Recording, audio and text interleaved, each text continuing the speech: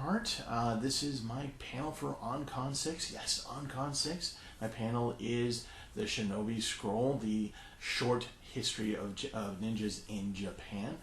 Before we get to that, let me tell you a little bit about myself. Again, my name is Steve Gerhardt. I run a channel on YouTube called the Unagi Observer, where I talk a little bit about fandoms, various fandoms. You know, it can be gaming, it can be science fiction, movies, a little thing called anime. You know, to talk a little bit about that.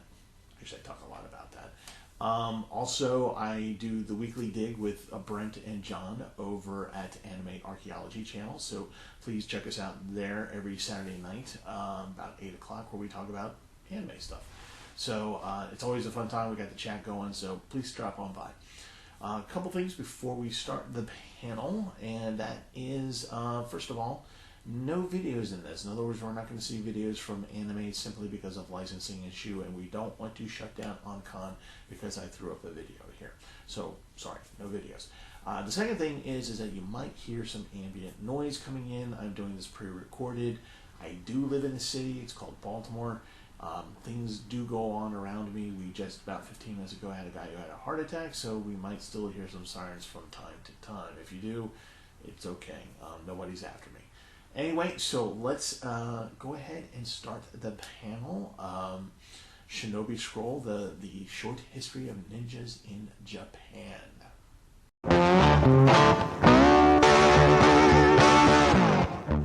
When we hear the word ninja, we think of Japan. And not only do we think of Japan, we think of a mysterious person decked out in black garb, moving around silently, moving through and hiding in the shadows, maybe hanging from the ceiling, slowly slipping out a blade, slitting somebody's throat, maybe disemboweling them messily, because that's sometimes what ninjas do, right?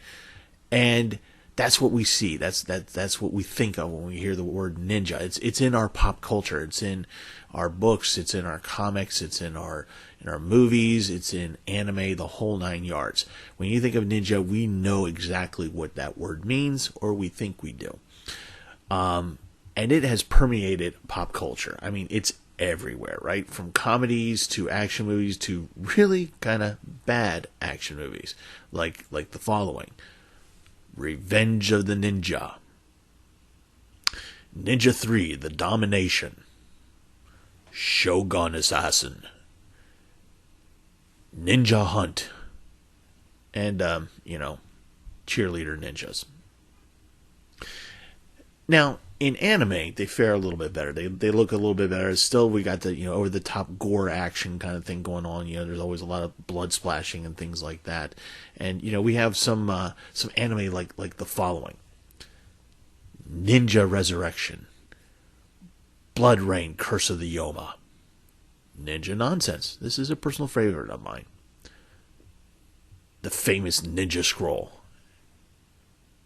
and of course, Naruto. I mean, he's got to make the list, right? So, this is what we think of when we talk about ninja, when the word ninja comes to our minds. Now, this is what I want to talk about, because the term ninja, when you were talking about Japanese kind of people doing these things, that's really not the right term. So, let's talk about that.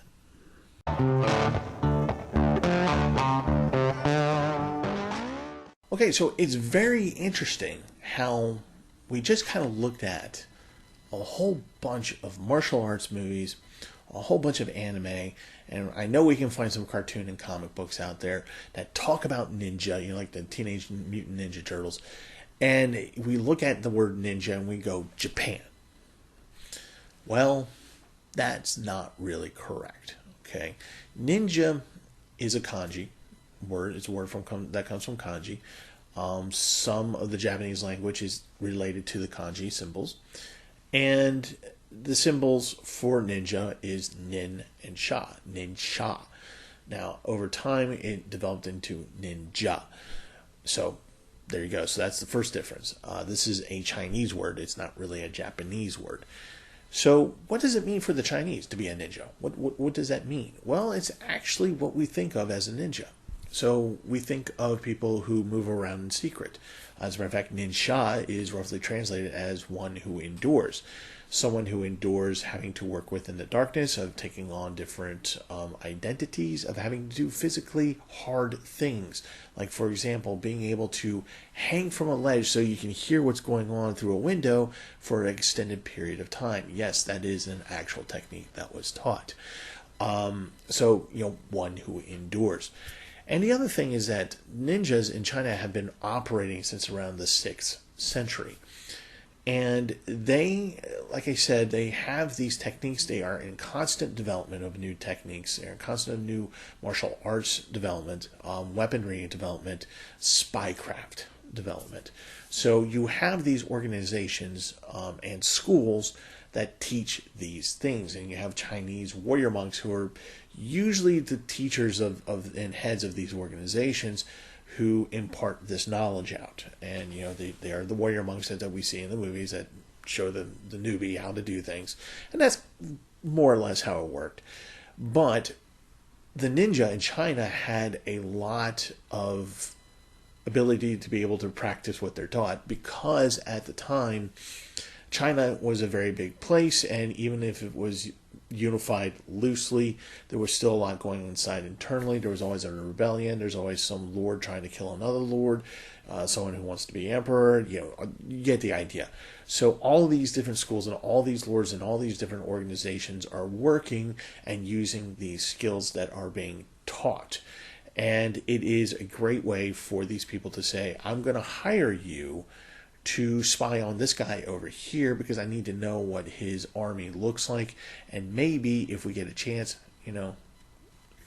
right, kill the guy. So they're doing this already in China. The ninja are already operating in China before they operate in Japan. So what's going on in Japan about this time? Well, the word in Japan, of course, is not ninja. It is, we all know it now, shinobi. Now, shinobi is not the same connotation as ninja. Ninja can talk about organizations or a specific person with that set of skills. Shinobi is really just that person with that set of skills. Now, the set of skills in question are not taught to these people in schools because there are no schools to this effect. It really is just maybe an individual happens to have this skill set of being able to infiltrate a place, gather intelligence, and then take that intelligence and give it to a person who needs it. And maybe in the off chance of having to find the ability or the time or the chance or opportunity to actually kill somebody. And these people were called shinobi. There were no schools for shinobi. Nobody, the warrior monks of Japan, the Yamabuchi, did not teach shinobi how to do things. The shinobis figured it out for themselves, and they transmitted that knowledge down to heirs or to their own sons and or daughters. There are tales in Japan of shinobi being able to make themselves look like women, infiltrate courts, maybe kill a general or two, things like that. Whereas in China, these are entire organizations that work together, groups of people working together with specific abilities and techniques, and each one has their own ranking within that organization. In Japan, it's a freelancer. A shinobi is simply a freelancer. They don't belong to an organization. They don't belong to any one person. They hire themselves out. That's really all it is. So, how did that change? How did the shinobi become more like the ninja? How did the ninja translate their knowledge of what they do and turn the shinobi into what we know the shinobi today as we see in the anime as spycraft and killers and such? How did this happen? Where did this happen? And who did it? So how did this transfer of information happen from the ninjas in China to the shinobi in Japan? How did the shinobi eventually become more like the ninjas of China through this information dump? Well, for starters, there's always been trade. Trade through Korea, through China, with Japan, all of them acting with each other. And kind of, there's some information, some philosophies, techniques, sometimes technology goes through trade. And the Shinobi kind of learn those kinds of things every now and again through trade. So there's always been a little bit of an information trade going on, and that's kind of how Shinobis generally got by. It wasn't until the fall of the Tang Dynasty in China that you had this huge information dump going from China to Japan over a span of about 100 years to about 1020 AD, from 907 AD to 1020 AD. And that is the period of time that the Shinobi in Japan realized, oh, we can do these things as well. Okay. So how did that happen? Why did the Tang Dynasty give up all this information? Well, it had to do with the fact that they fell, that they lost power. And the reason why they lost power is because they did a number of things and didn't pay attention to a number of things.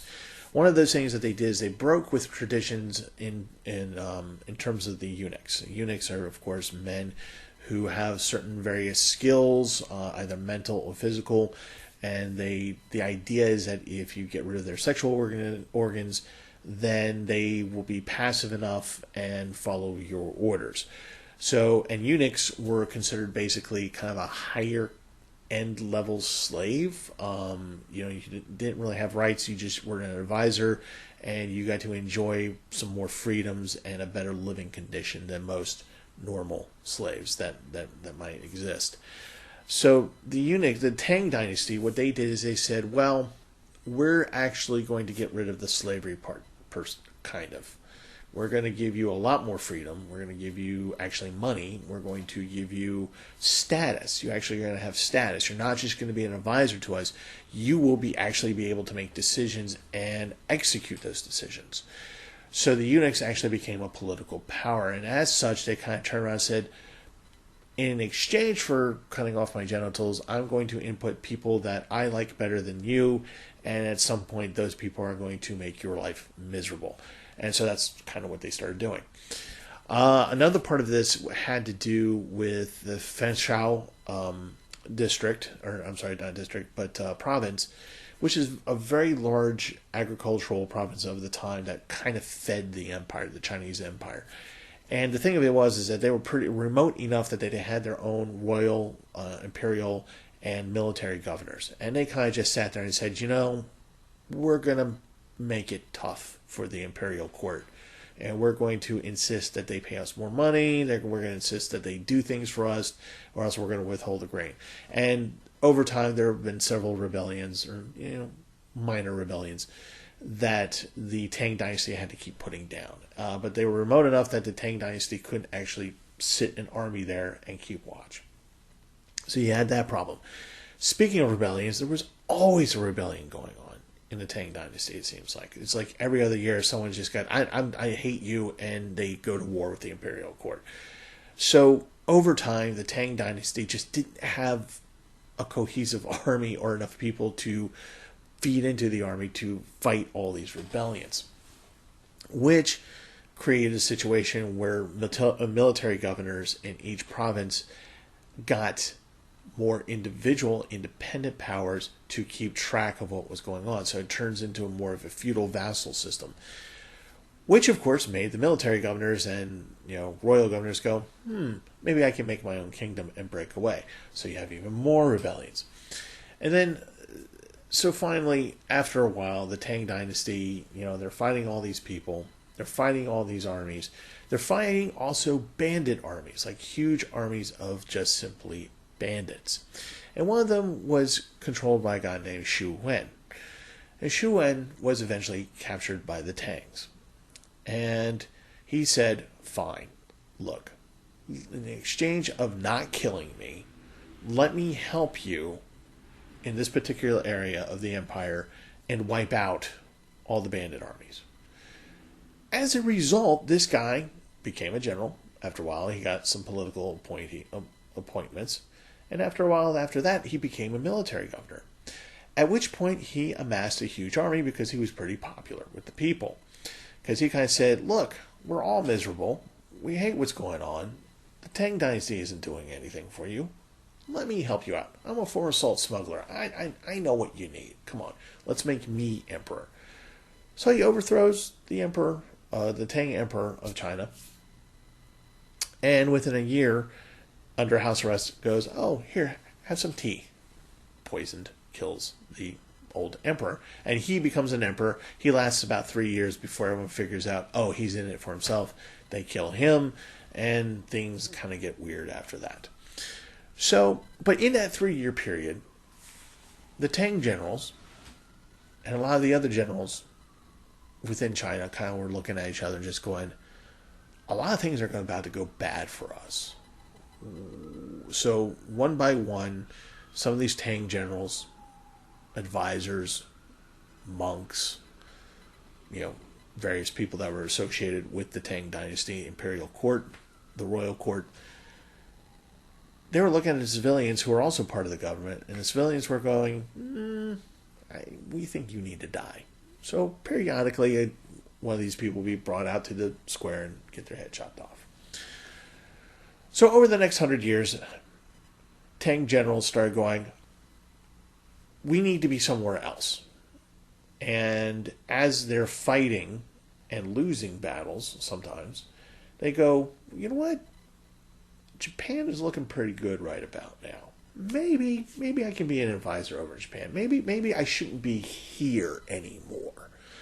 So as society over a span of 100 years is chasing down the remnants of the Tang dynasty, whether it be heirs or heirs to generals and that nature, they all get up and they eventually leave and go to Japan. As they go to Japan, they take knowledge and sometimes technology with them. So they show up on the shores of Japan, they go to the local lords and they say, hey, I used to be a general in the Tang dynasty, or I was an advisor, I was an economic advisor, I'm a foreign advisor, I'm agricultural, I know this, that, and the other thing. Hire me and I'll work for you. And, I'll give you my knowledge, which the Japanese readily took. You have to understand, at this point in time, the Japanese thought very, very highly of the Chinese. When you talk about Japanese education at the time, it is almost filled entirely with text from China, whether it be stories, whether it be talking about alchemy, whether it be talking about various sciences, anything that you could get their hands on. If you were a nobleman in Japan, it would not be unusual for you to be able to speak some dialect or read some dialect or write in a dialect of China so that you can read and write Chinese poems. That was kind of, you were at the height of intelligentsia if you were able to do that. So that was a status thing. So yes, they said, yes, please come over, please teach us what you have to offer. And so you have these guys coming in, and along with them, they bring their staff. Usually, they also bring in a Chinese monk, a Buddhist monk, a Zen Buddhist monk, a Taoist, somebody who might know how to fight. Some of these guys were warrior monks, and some of these guys had the knowledge of the ninja. So they understood the techniques and these kinds of things. As they come in, as they're being hired, these warrior monks would also, as they're spreading the word of Buddhism within Japan, which is mostly a Shinto nation at this point, Buddhism is starting to take root. And so these monks are coming in, as they're showing Japan more and more about Buddhism, more than what they already know at this point, they're also saying, oh, and by the way, let me teach you these other things. So then the Shinobi go, oh, look at these guys. Oh, that's kind of cool. Let's learn from them. The schools haven't started yet. There's no school ninja schools. There's no ninja organizations. There's still none of that. But the Shinobi are starting to learn the techniques of the Chinese ninja. Not only that, but the warrior monks of Japan, the Yamabuchi, are now also starting to learn this and starting to impart that knowledge as well. And this is very, very important for what happens later on.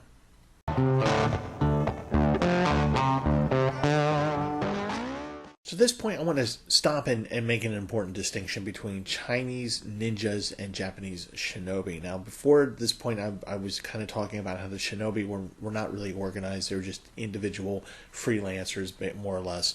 And the Chinese ninja were more organized into schools and organizations and worked in politics and that kind of thing. The other big difference between the two, between the ninja and the shinobi, was that the ninjas had technology, had a more concise technology for what they were doing. They had a better skill set for what they were doing. In other words, the shinobi, because it was just kind of passed down from generation to generation to an heir or a direct family member, the ninjas had actual text, manuscripts. Here's how you do this. Here's how you learn how to do this. This is how you teach someone how to do this. So the ninja really did have a step up in terms of training, in terms of learning curve. They're always trying to improve. Their spycraft was far better, weaponry, and of course the use of gunpowder. So all these things were something that the ninja worked on. They were constantly trying to find new ways to use these implements, these tools.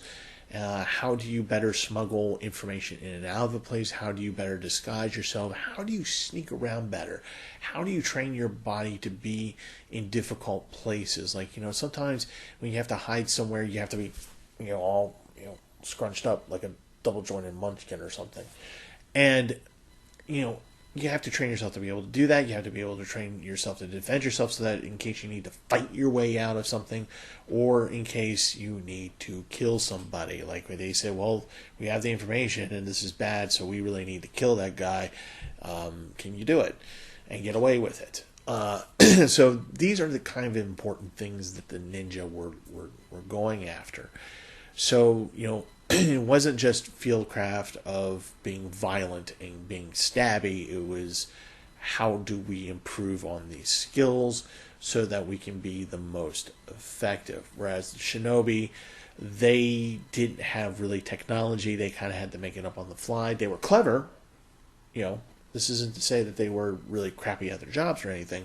It's just that they didn't have the advantage of having a manuscript to work from being able to pull out a scroll and go, oh, this is how I can sabotage a bridge. The ninja already knew how to do that. The shinobi really didn't. There was no information for them to do that. There was no technology for that. Gunpowder, while known to the Japanese at this time, they really didn't know how to weaponize it just yet. But these are the things that the ninja would actively look at and go, okay, how do I sneak a blade in? How do I poison a person? What poisons do I use? Do I want to use a slow-acting poison? Do I want something where the guy's just going to drop dead like that? Do I want to be stabby? How do I get in and get that information? Do I copy it? Do I steal it? What do I do? How do I get it out? Those are the things that the ninjas were always thinking about, going, how can we best do this? And so it was a concentrated effort by the Chinese ninjas to develop not just techniques, but technology. And that was another big deal for the information drain from China to Japan. That's why the Japanese really took this in. They understood. Japanese, as much as they might not want to admit it, they knew that they were behind in terms of certain sciences and technology than the Chinese were, and they were always trying to get that information. They were always trying to reverse engineer. They were always trying to strive to get themselves up to that level. So Chinese ninjas, no different. They have their own level of effectiveness and technology and techniques, whereas the Japanese are trying to catch up. So I just wanted to make that kind of be known, that this is kind of important, and why this information drain and what the ninja actually knew, why that's so important. Now, as I said before, one of the biggest differences is not only that, but you also have the difference of, again, having the manuscripts, having someone to teach you, having the schools to teach you, and having the organizations that are attached to those schools so that you can use that as your profession. So, the shinobi didn't have that. But as the Tang Dynasty fell, and over the 100 years following that, this information drain from China to Japan as a result of fleeing the remnants of what happened in the Tang Dynasty, the Shinobi started to learn more. But it was the Yamabuchi that were really just kind of imparting this information. And Yamabuchi had no real desire at the time to create a school. It was just like, oh, this is knowledge I know, so I'm going to teach you. You don't teach other people. This is directed from me to you, and you do it direct, okay? So no one else knows, so that we can benefit from it. That's how they operated until pretty much the ninja showed up, and even after they learned that and doing that, until about 1182, where a disgraced samurai and a Chinese warrior monk happened to meet each other in the mountains of Iga, and they said, hey, maybe we should do this.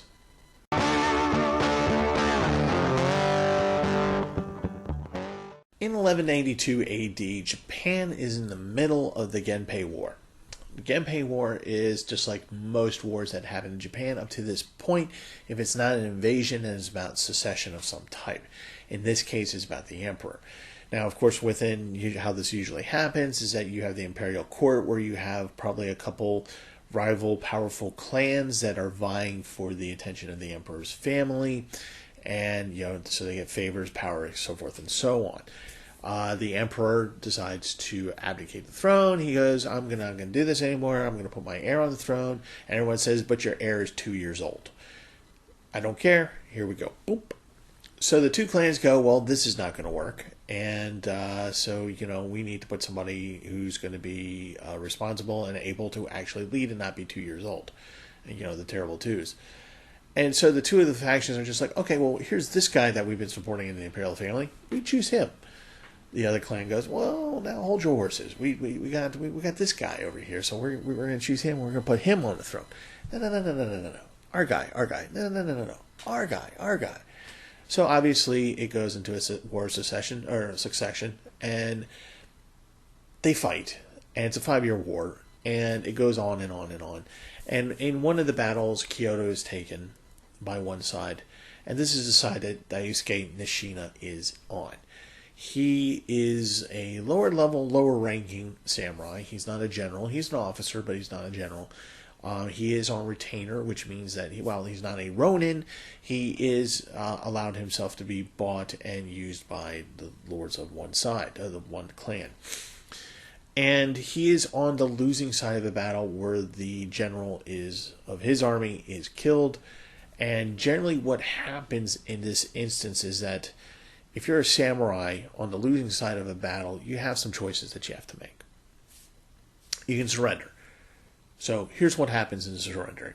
You're taken before the victors, and the guy looks at you and says, yeah, you gotta die. And you're killed on spot. Head gets chopped off. Maybe you're taken prisoner. Maybe you're ransomed. Maybe you're offered a job. Maybe they say, hey, would you be willing to work with us? That does sometimes happen. So that's a chance that you're taking when you do that surrender. The other part of a surrender is that someone's just going to go, don't care, and they kill you anyway. Because this is how samurai, no pun intended, get ahead.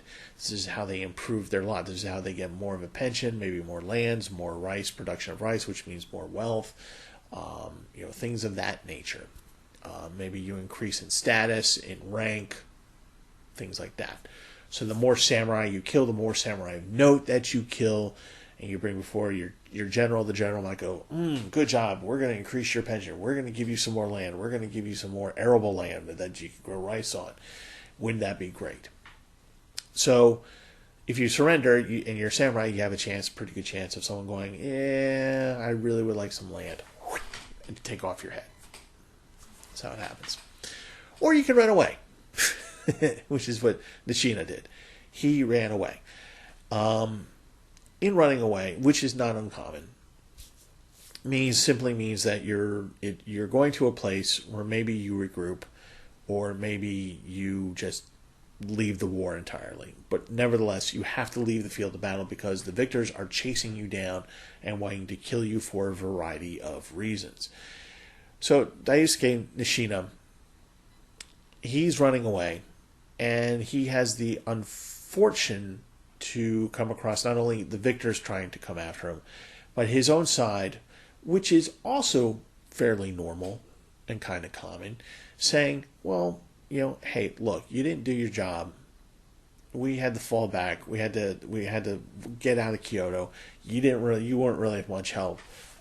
If you want your family to retain the lands that you have, the pension that you have, and the status that you have, and maybe even pass your title down to your son, you're going to have to kill yourself. Seppuku, right? Right. So Daisuke says, no, I'm not going to do that either. So at this point, they said, fine, you're not a samurai anymore. Period. Your lands are forfeit. Your family's out in the street. They hate you now. Don't even bother going back home. No pension, no nothing. Get out of here. If we see you, we're going to kill you. So everyone pretty much is out to get him. Daisuke Nishina, he then goes on, and he's in Honshu, and he's just like, I'm in the mountains. I need to go somewhere. I need to figure this out. I know I'll become a Ronin.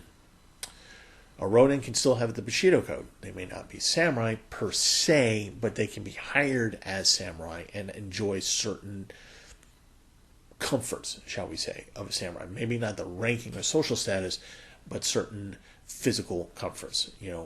Roof over your head, good weaponry, clothes, food. You get the idea. A little bit of pay. So he goes, that's what I'm going to do. The only problem is he finds out, is that everyone's got a bounty on his head. So people are wanting to kill him. So he's stuck back in the mountains, and he goes, okay, well, I got to keep moving. And he keeps moving, and he goes into the Iga province. He's in the mountains of the Iga province, which is kind of a good place to be. It's tough terrain. You're not going to have a lot of armies moving around there. Not very many people are going to go there. So if you're trying to hide, if you're not trying to be found, then this is a good place to be. So that's where he winds up. As he's kind of wandering around trying to figure out, how am I going to survive from this point on? I can't be a Ronin. I'm no longer a samurai. Everyone wants to kill me. This kind of sucks, because the whole reason why I did this was so that I could protect my village and fight for the rightful emperor, so forth and so on. How can I get all these goals together? And he becomes lost. Not just physically, but also in faith, in his mind. He's a shell. So as he's kind of wandering around zombie-like, he comes across this Chinese warrior monk called Kane Doshi.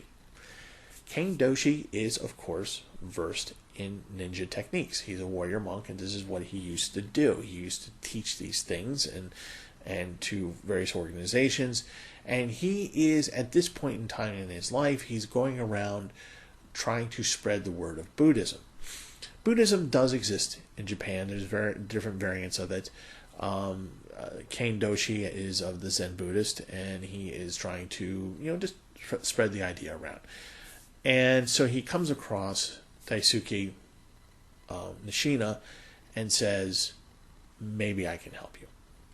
At this point, Daisuke says, I'm going to change my name from Nishina to Togagushi, which is the village that he came from. So now that he's changed his name, in the hopes that nobody can find him, Kane Doshi says, I'm going to teach you how to do things. You're a samurai, so this is going to be helpful. This will be helpful. I'm going to teach you some new skills and things so that you can do the things that you know how to do. Like, you know how to be a warrior, you know how to fight, you know how to make decisions, you can lead units into battle, you can do these various things, but we're also going to teach you some other stuff so to help you. Well, you can't be a Ronin, you can't be a samurai anymore, you can be a mercenary, and you can be helpful and useful in that way. But before we do that, I need for you to get your head straight. So he converts Daisuke to Buddhism, Zen Buddhism, and which helps with being able to make moral decisions and things like that. So, which is, believe it or not, you go, wait a minute, Shinobi making moral decisions? Well, yeah. I mean, they're not, you'll learn later on, they're not really actually assassins. More on that later. So he says, Kane Doshi says, so I need you, in order to complete your training, in order to do this, in order to create a group of mercenaries, of like-minded mercenaries with similar techniques and skills, I need you to renounce the one last thing that's holding you back, which is your Bushido code. Because you're not going to be able to do these things if you hold on to the Bushido code. By holding on to the Bushido code, you're restricting yourself from being able to do what other people might consider underhanded. We don't consider it underhanded, we just think it's practical, more practical. So Daisuke says, okay, sure, and gives up the Bushido code. This is important because basically what this is saying is that, look, if you are going to take the life of a shinobi, that means you're going to have to do things that might be questionable to other parts of society. You can't be hindered by a code of that nature. Shinobis have their code. Ninjas have their own codes. These codes do exist. They're just not Bushido codes, which are very restrictive. And so that's a requirement to become a shinobi later on, is that you cannot be a samurai and a shinobi at the same time. You can have skills of both. You can be one. You can be a ninja and masquerade as a samurai, and you can be a samurai and work with ninjas, but one can't be the other. You have to give up, one has to give up the code to become the other. There's sometimes people say that there are samurai ninja out there. No, it's just that maybe they adopted a couple techniques that enabled them to be better samurai. But if you don't give up the Bushido code, then you can't be a ninja or a shinobi. You have to give up the Bushido code. Okay, so Daisuke gives up the Bushido code, and they said, okay, well, let's go on to the next step. Let's find some like-minded people, and let's make a mercenary group. Kane Doshi has another reason for doing this, and this is that he is using shinobis to spread the word of Zen Buddhism. Because if you have a mercenary group that is willing to do things for you to protect your village and do the things that the samurai can't, then they're going to look favorably on what you believe in. And so if these shinobi believe in Zen Buddhism, hey, there you go. Then people might go, this is a good thing to believe in. So Kane Doshi has his own ulterior motive. So at this point, they've melded together the elements of being a shinobi, of being a ninja-trained shinobi, having these techniques, skills, and starting to create the equipment and spycraft, and marrying it with the fighting abilities and decision-making abilities of the samurai. And they're sitting there and they're going, this doesn't exist. This is the first time that we've come across this. This doesn't exist outside in the world. It's always been one or the other. So, this is kind of interesting. And Daisuke says, well, we're using ninja techniques and we're using Japanese martial arts techniques and bladed weapon techniques. What do we call this? I know, we'll call it ninjutsu. And this is how ninjutsu is born. And when they created their first mercenary company, they had to create a school. And we're going to talk about that right now.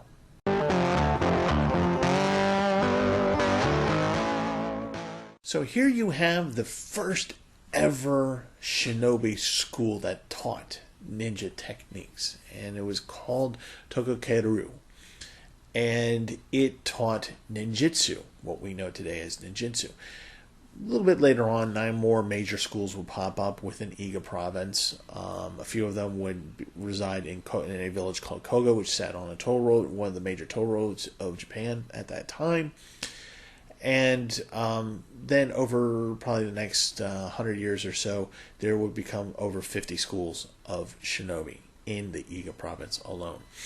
The interesting thing about the Iga province and why so many of these schools cropped up was because they were largely left alone, even though there were daimyo and Japanese lords of high rank who were supposed to be the rulers of these areas. The people of Iga were largely left alone. The people of Koga were largely left alone because it was such mountainous terrain that was hard to traverse, so it was hard to move a large army around in this province.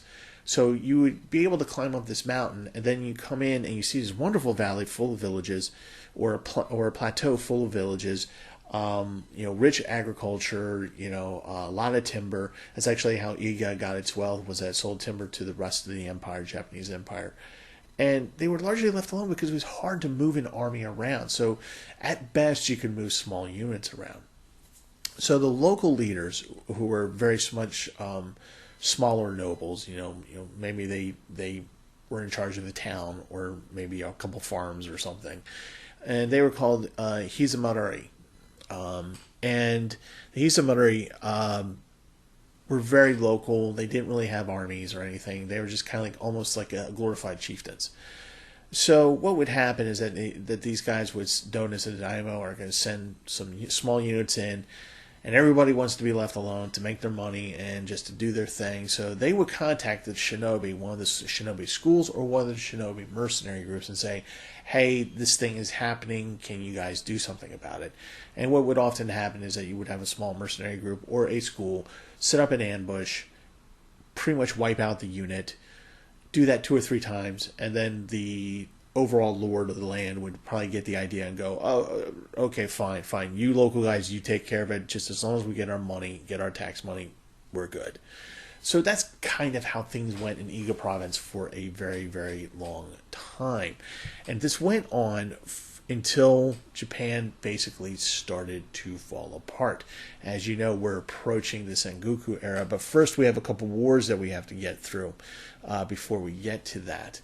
And so, but here's the interesting thing, is that as the nation around the Iga province was falling apart, they were successful, they were peaceful, they were able to continue with their schools, which, by the way, shinobi meant that you did this part-time. You didn't do this full-time. You did this to protect your village. Maybe you helped out a local lord, spy on another local lord, and that's how you made your money. You supplemented your income. So being a shinobi was not full-time. You were a farmer. You cut down trees. Maybe you were an artisan. Maybe you were a cook. That was your main gig. Doing a shinobi stuff was your part-time gig. So, it was just a good time for these people. And then times got better in terms of wealth when Japan started to fall apart. Again, inside the Iga province, inside these villages, you had the local lords who were in control. And as the country was starting to fall apart, as these wars were happening around them, these local lords got around, the Hyonorizai got around and said, we don't need to be part of this. Let's create some unions here. Let's create some alliances here. So there were about 4 or 5 different unions and alliances where they all just kind of just said, you know what, we're not going to hurt each other. We're just going to, in numbers, we'll protect ourselves. We'll be, collectively protecting ourselves. And that's how they kind of got through things until Japan finally just fell apart through about 2 wars and the Sengoku period, at which point the shinobi flourished.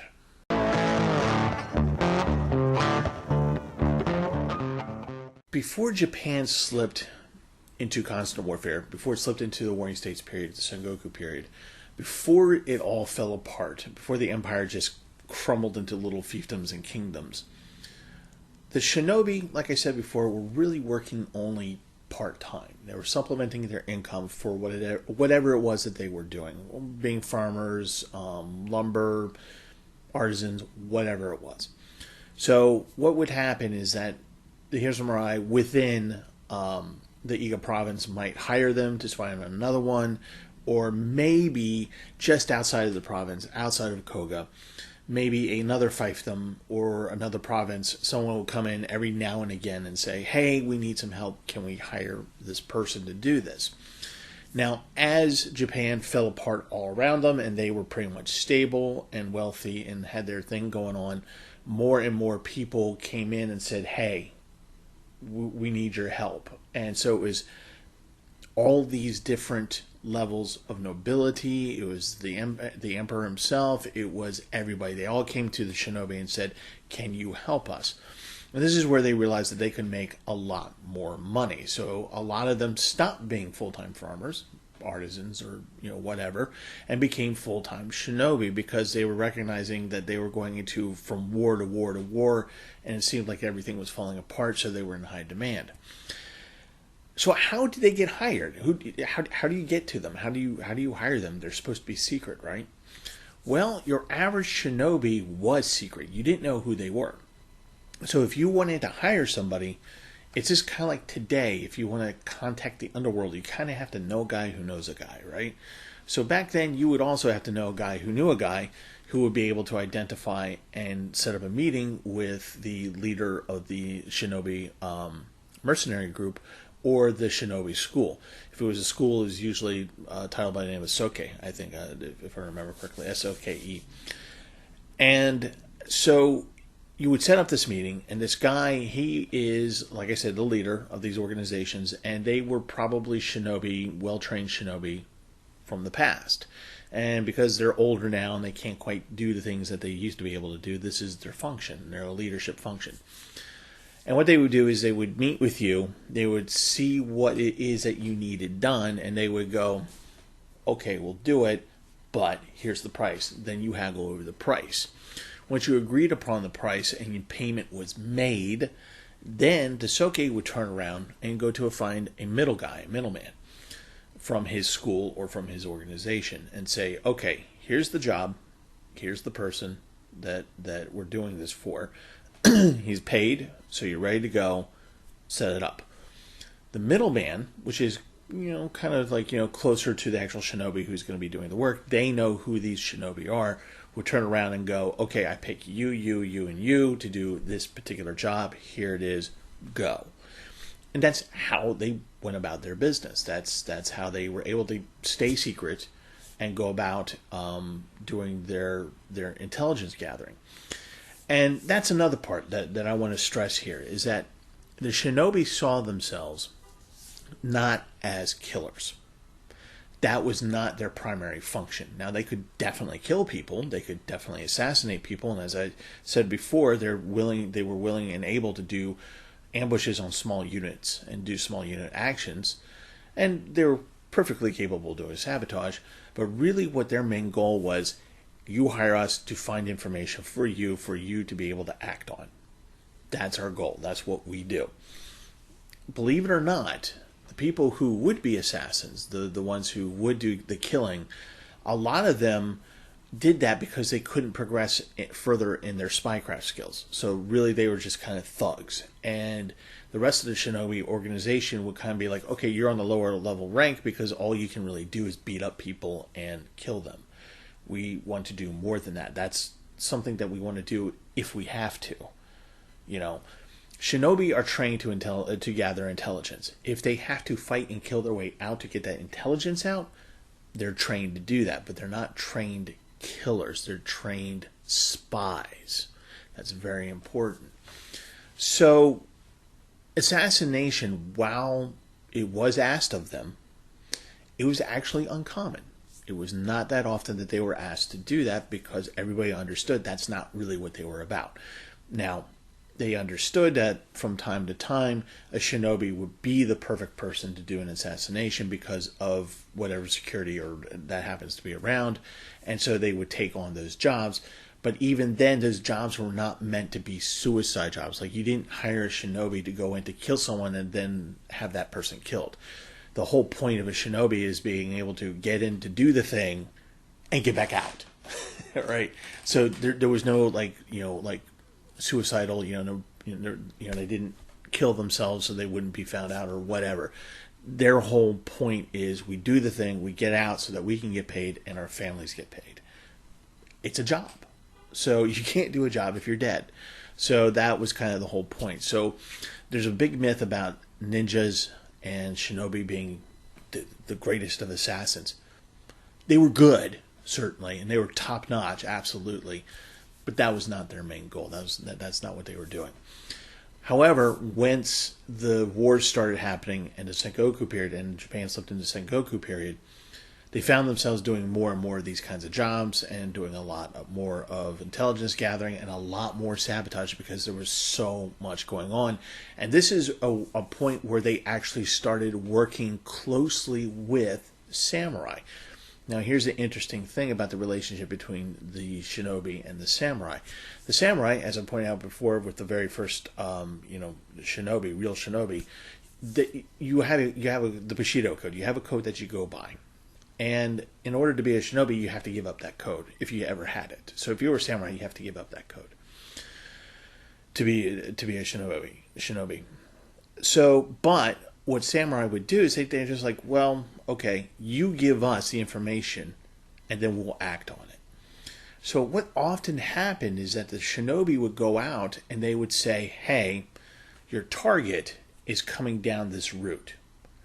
It's really lousy route for ambushes. So what we're going to do is we're going to make it so they can't go down this route, but they'll come down that route.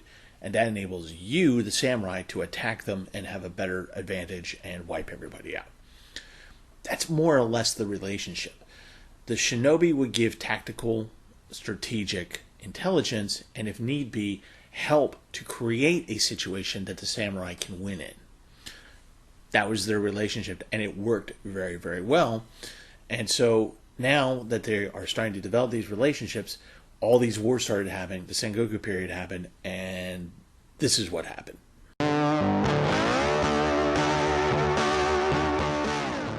So here's what happened. Here's how the shinobi finally became the shinobi of legend, which would eventually translate into anime. So, up until the Genko War, there have been always these small little rebellions. There's always these lords going after each other, feuds and things like that going on. It was, very, very internal, and it didn't affect the country at large. And the shinobi were being hired, within the Iga province and a little bit outside of the province. And occasionally, somebody from another part of the country might say, "Hey, can you help us out?" So it wasn't, for a long time, the shinobi weren't able to get the word out of who and what they were and what they could do for you. That was until the Genko War. The Genko War started in 1331 and lasted until 1333, only about 2.5, 3 years. And this war is kind of interesting in and of itself because at this point, this is where the shogun has been in power for a while now, for a few centuries, couple centuries, and they're used to running the day-to-day activities of the empire. The emperor had given up his, from a couple centuries ago, had given up his power day-to-day governance and to do other things. And since then, every successive emperor would do the same thing. They would focus on these things, whereas the shogun would run the nation. Until Emperor Godai got onto the throne. He decided that, well, I think I'm a better ruler than the shogun. And I think that the power should come back to the emperor and to the imperial palace and back to the nobility. The shogun said, not so fast. Not so fast. I disagree. I think we're going to continue doing this thing. Godai said, no, I think your day is done. Okay, well, I guess we're going to have to fight about it. The Genko War happens. This is kind of an interesting war for the shinobi because what the shinobi have done is said, okay, we've been kind of doing these things inside of our province. And periodically, we go outside of our province. And we kind of do this intelligence gathering, but nobody really knows who we are. And when they do know who we are, they sometimes ask for us to kill people, which we don't kind of want to do. We kind of want to do the intelligence gathering because that's easy. That's what we're best at. And, we have a better chance of coming back from those missions than from assassinations because sometimes we die during assassinations and death is bad. And so when the Genko War happened, the imperial palace used the shinobi to great effect. And the shinobi were able to demonstrate their abilities of gathering intelligence, creating situations which would enable samurai to do ambushes or to have tactical advantage. They would, do a lot of sabotage, which is very important in warfare. And from time to time, they would take on the odd job of killing somebody. But it was largely what they wanted to showcase were the other skills. And they were able to do that very successfully in the Genko War. So successfully that everyone else took notice and said, oh, wow, okay, these guys are really good. Too bad that most of them fought on the wrong side. Shinobi played both sides, but they mostly fought for the emperor. While the emperor did win the war, he didn't win the people over, and he basically was kicked out of power about 2 or 3 years after the Genko War. But the shinobi, more importantly, gained status and stature, and they became go-to guys. So a lot of other people from other parts of the empire would send messengers and go, hey, we need you. We'll pay for you. And it wasn't a small amount of money. The Shinobi were smart. They got paid. They were not cheap. This wasn't something where, okay, yeah, here's a bag of rice, go for it. No, they got paid. All right, everyone got paid. The second war that established them as really good at what they do is the Onan War. The Onan War started from 1467 to 1477. The Onan War is important in Japan simply because it's what ushered in the Sengoku period, the Warring States period. Long story short, the shogun left the shogunate without leaving a suitable heir. And there were two samurai families within the shogunate that had legitimate claims to the seat of the shogun and were trying to advance their person. And the emperor couldn't decide, so the two samurai families started attacking each other, and it escalated to the point where they burned the city of Kyoto down, and the emperor had to be taken away out of the city to someplace safe because they were just having at each other. And then pretty soon, all of Japan took one side or the other, and there was a massive civil war. And no one won the Onan War because the two samurai families that were trying to get the shogunate wiped each other out. They're all dead. And the emperor chose a weak heir to the shogunate. The rest of the country said, whatever, you've lost your power. We're going to do what we want. We're going to make my kingdom. I'm going to make my kingdom. We're going to do this blood feud. We're going to take over these lands. Chaos and mayhem, pain and death. So as all of these individual little kingdoms and nobles and everybody doing their own little thing, they're like, well, we really need the Shinobi. So off to Iga province they went, sent the messengers, and the Shinobi went to the far corners of the empire to do their thing, and they were very, very good at it. So good at it that they helped to destroy the empire at that point. So while they were making a lot of money, Iga province was nice and safe. Koga was still, in control of the toll roads.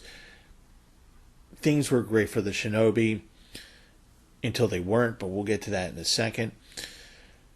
One of the things that anime bases its stories off of are exploits, and the Sengoku period and the Onan War and the Genko War give us plenty of exploits. I'm going to give you one in particular, and his name was Hanzo Hattori. You might recognize that name. Hanzo was a guy who kind of switched back and forth from being a shinobi to a samurai during the course of his life. He switched places several times, whatever would fit the job he needed to do. And what he is notably famous for is rescuing people. So he would go in by himself or maybe two or three other guys and go in and slaughter a whole bunch of people, rescue the people that they're going after, and bring them out of the castle. He did this for Tokugawa Iyasu's family. His wife and his son were held captive and they were being ransomed. And Hanzo said, I'll take care of it. Went in with two guys, slaughtered a castle full of people, got them out. He would later on, after Oba Nobunaga's death, he was assassinated by one of his lieutenants. They knew it was the Tokugawas that were behind it, and so people were hunting down Ieyasu.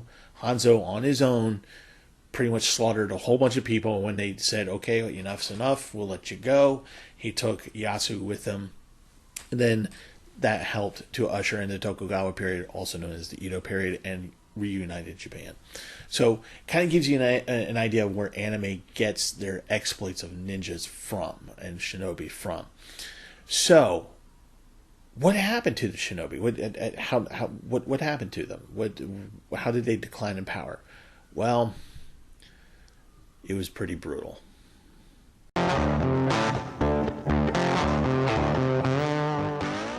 So how did the shinobi disappear? Well, they got wiped out. Long story short.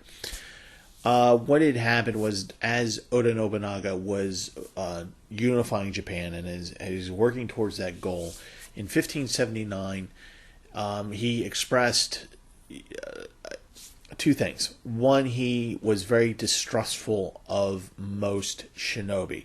He did use a core group out of Koga, which he was fine with, but the rest of them he didn't really trust. He thought that they were going to turn on him at some point. Also, remember how I was talking about how the Iga province and Koga were pretty independent of the nobility of the feudal system?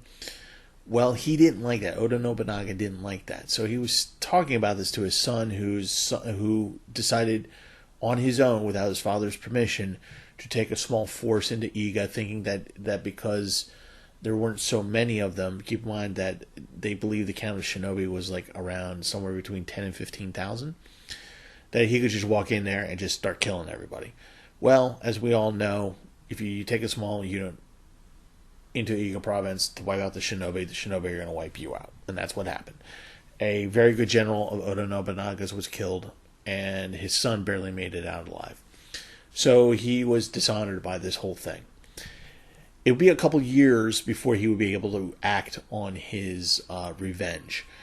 And that was in 1581, where he raised an army between 40 and 60,000 troops. The exact number is not known, but it's believed between those two numbers. What is known is that at that point in 1581, there was only 10,000 shinobi in the Iga province.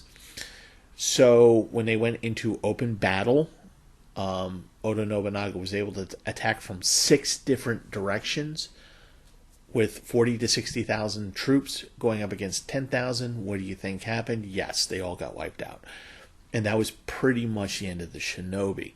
Now, as I said before, there was a core group that existed, and there were certain little other groups that were allowed to exist because they showed fealty towards Oda Nobunaga, like they helped him kill the other shinobi. So they became what we know as shinobi today. If we say that shinobi still exists, they come from that group of shinobi. But they really didn't do much more after that. Hanzo Hattori was pretty notable in the early 1600s, rescuing Tokugawa Ieyasu and his family a couple times.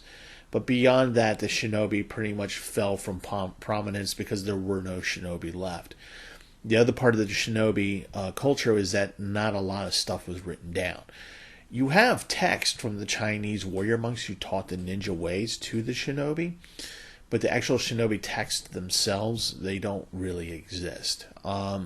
There is debate as to whether or not shinobis actually still exist today. Technically, there is at least one school of shinobi that is able to provide historical text that they say that they go by.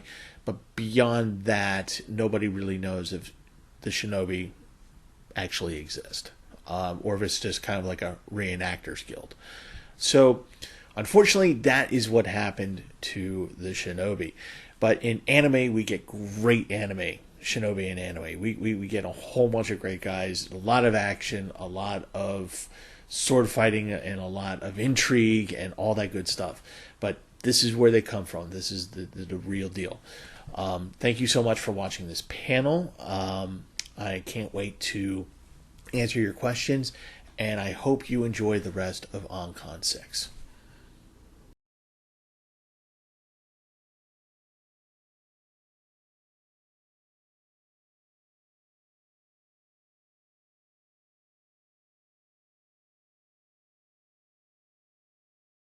Hello, everyone.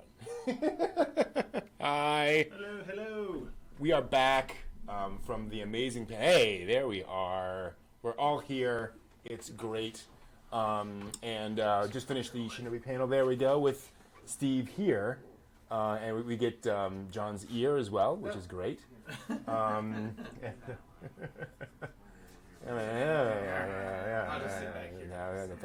That works. The two-headed man. I feel like man with 2 heads. Is that a Steve Martin movie? Yeah. Wow. And a B movie classic. Right, that is absolutely true. Speaking of Shinobi, I really love that panel, especially because it's so hard in anime where anime does not treat Shinobi in any sort of realistic way. Like it's gone so beyond, kind of like samurai. You know, where there's not a lot of like realistic samurai things. What got you? What inspired you to make this panel specifically? Like, what was it about that kind of intrigued you?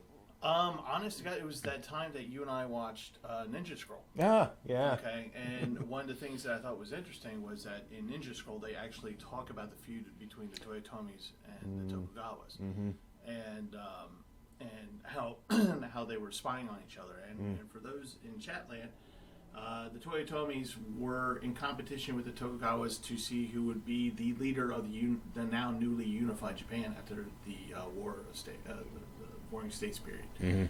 And the Tokugawas had done a very underhanded thing and had an assistant do the deal on Oda Nobunaga, and the Toyotomis got kind of the short end of the stick. Yeah. So for a few years afterwards, as the Tokugawas were consolidating power, the Toyotomis were trying to get back at them, and so there was this like low-level kind of like intelligence / like ninja operations going across each other, or shinobi operations.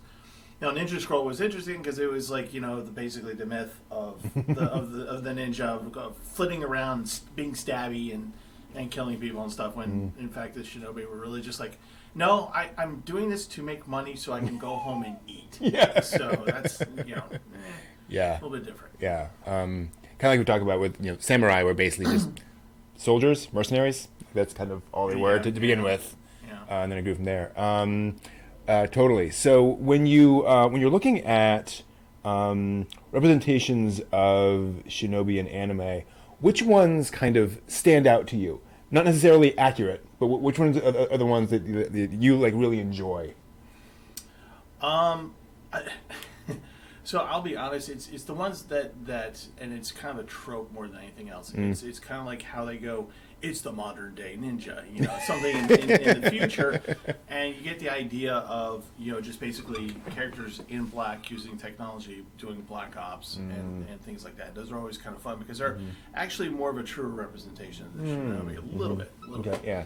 But there's always something to be said for watching feudal era anime and just watching just some unknown black clad person with the menacing eyes and just with the various types of weapons, because the samurai in anime normally have the swords and that's pretty much it. Yep. The shinobi have like all manner of things. You can have throwing star shurikens, you can have like the little hammer with the hook, you can have a chain, you can have nunchucks, you can have poison gas, or in some cases magic.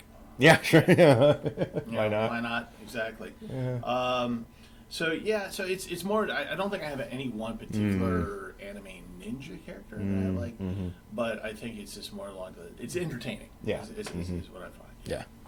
Except for Naruto. Except for Naruto. Naruto being the iconic. Yeah. So the thing about Naruto, which I so like my mind just goes, Naruto doesn't exist anymore. It's just like it's this thing over here. Yeah. And the odd thing about Naruto, it's funny that you bring it up, is that there's certain elements of Naruto that are actually accurate in terms of when they're talking about the villages that they live in. And because it's very much, not that I've really watched the series closely because, my God, it's Naruto. No offense to any fans out there.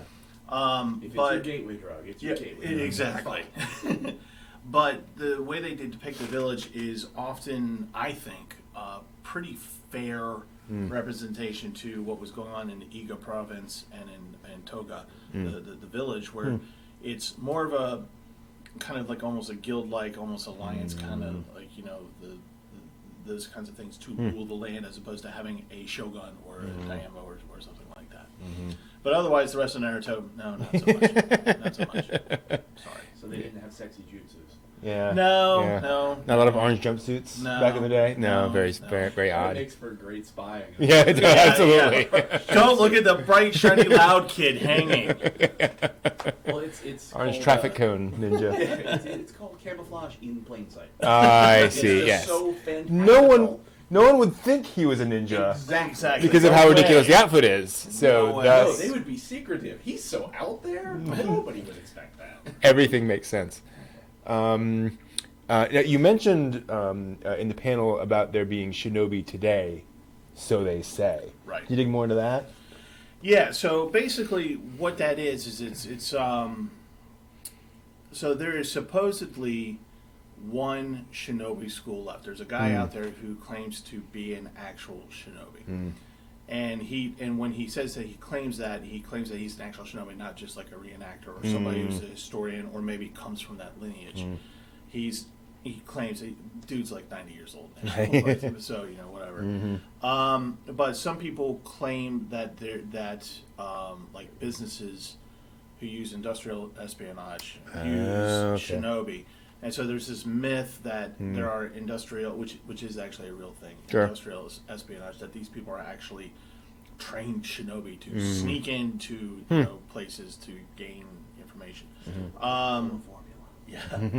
And the thing is, but the romance behind that is that they are supposedly using the skills from texts that do exist today. So there are a handful of texts from the Warring States period that exist today that show various methods. Now, if you were to go to China, they're all over the place because that was a thing you did as part of your government.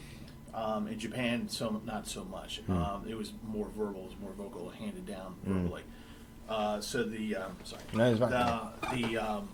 the text today exists, and they're claiming that a school does exist to train these people. Interesting. Whether or not that does actually is a thing, who knows? And that kind of makes sense because on the one hand, I was thinking, oh well, industrial espionage exists. They are spies. Thus, you could call them modern shinobi. It's just it is a job description. But when you tie it down to the actual techniques, it would be funny to say. I'd love to see their website. We are the industrial espionage. And here's the seal of approval from 300 years ago. Yeah, certified shinobi. Yeah, Licensed in bonded. Customer testimonial. When I hired my shinobi, Google gives them 4.5. Oh, good. Testimonial number 2, deceased. Number 3, deceased. Deceased. Yeah. That's really interesting. Why do you think the shinobi?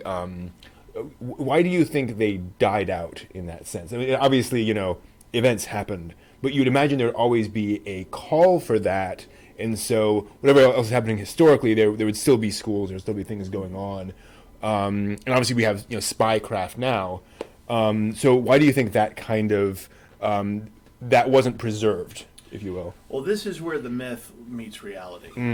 So after Oda Nobunaga pretty much wiped out the majority of the ninjas, he still had a core shinobi that worked with him that he trusted, and that's the surviving group. Okay. So as time went on, they were needed less and less and less to do the of specific course, things. right? Because you have Edo period, right? The Edo period. So you didn't need them as much, right? And what they did is that their techniques kind of sort of just melded into the actual military, and so and so far that like how do you do intelligence gathering, how do you extract, and how do you do things like of that nature? Like secret police kind of stuff. Yeah, that kind of thing. Mm-hmm. So it's not so much that it was like the action of like Hanzo, who would go into a castle with like 2 or 3 guys and just murder everyone to rescue the person. That stuff was gone and done with. Now, like I said, the text survived, and there's some, of course, the methodology would survive certain, over time because it developed spycraft for the Japanese. Sure. But during the Edo period, it was really no use for them. Yeah, makes sense. And by the time that the Japanese were doing their expansionism in the late 1900s, starting in the 1920s, they already had their modern secret police, had their modern techniques, intelligence techniques. Yeah, you're not really gonna go to Paris and start throwing stars. Exactly. Yeah. Makes sense. That's really interesting. No, was there anything else you wanted? Anything else like after doing the panel, we could kind of in your head, you're like, oh, I wish I'd mentioned this or anything like that. Not really. It's just a very interesting story insofar that we have this really huge shinobi ninja myth, and we have all these wonderfully bad movies from the 1980s, telling us how these like neon colored ninjas were somehow secretly working through society. No, but one of the things that was interesting in researching this and tying it into anime is that in anime you have this big secret world of the shinobi, and it's really from the Chinese, who have been doing it for centuries prior. But in Japan, you realize that they only lasted 300, 400 years, and that was it. And so it was a really short time frame that they actually operated in. It's kind of like the cowboys of the American West. They only lasted like 80 years, you know, if that. Yeah. And so it was just really interesting to see how, and also it's a great way to see to understand the relationship of Japan and China at that time, and that flow of information and the desire of the Japanese of that time to say they prized it highly, they valued it very, very much. And this will, you know, when I talk about the samurai later on, that's another thing. Yeah. And so I thought it was just really kind of interesting to see that cross cultural, which you're not going to see today right now. Huh. I wonder why. That was strange. Cool. All right. Well, then we're going to take a quick break. We'll be back at 3:30 in the p.m. Eastern Time with a pre-recorded panel about Noragami and a crash course in Shintoism. Sorry, Shintoism, not Shintoism. That sounded weird.